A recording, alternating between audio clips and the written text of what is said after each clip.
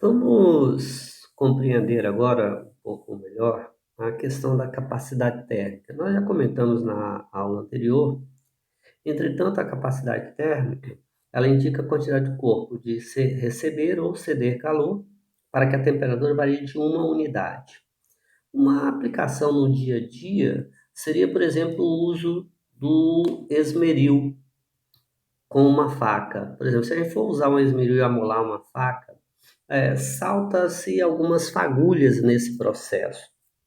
Então, ou seja, tem uma alta temperatura porque está num processo rubro ali do atrito e amolando a faca, algumas daqueles pequenos pedaços de metais, eles chegam a atingir nossa pele. Entretanto, não vem a queimar a nossa pele. O motivo disso, o que que acontece? Possui-se uma baixa capacidade térmica, nesse caso, desse objeto que atingiu a nossa pele. Então, esse processo aí de baixa capacidade também está associado, né, à massa, à quantidade de massa. É claro que se nós tivermos uma quantidade muito grande de ferro e ele tiver ele terá uma grande capacidade térmica e aí, é claro, a gente não pode nem se aproximar deles porque acaba queimando a gente.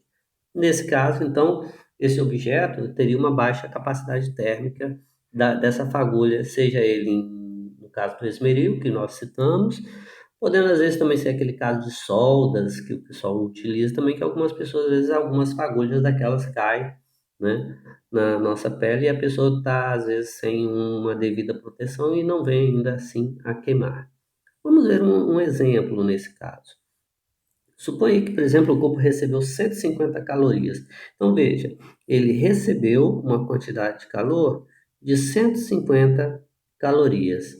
Ele teve uma variação de temperatura inicial entre 20 graus Celsius para uma temperatura final de 20 graus Celsius.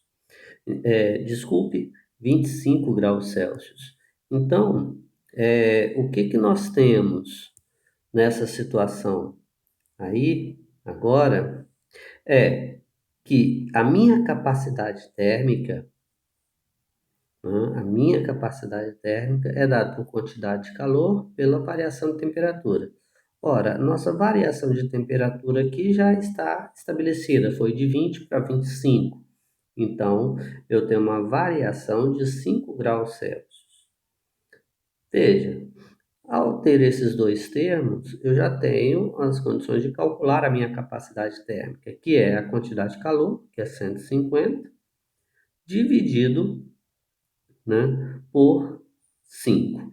Nesse caso, então, eu tenho a capacidade térmica, 150 dividido por 5, igual a 30 calorias por grau Celsius. Então, nós temos aí a capacidade térmica deste material.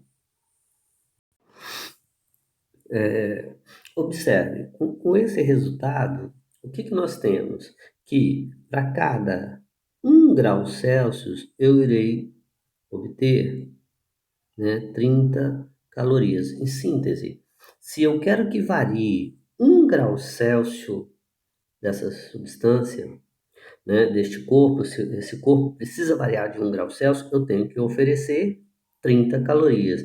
Então, se eu for variar 2 graus Celsius, eu terei que fornecer 60 calorias, ou seja, para cada grau Celsius, eu irei fornecer 30 calorias a mais. Então, é a situação que nós temos de capacidade térmica. Vamos então agora supor que a massa do corpo é de 60 gramas. Qual seria então o calor específico desse corpo? Ora, no caso, nós temos que a capacidade térmica é igual a massa vezes o calor específico. Consequentemente, calor específico é a capacidade térmica dividido pela massa. Ora, a capacidade térmica eu já tenho que é 30, calculado ali em cima. Dividido pela massa de 60, eu terei 0,5 calorias por grama grau Celsius. Ok? Então, este é o calor específico do corpo.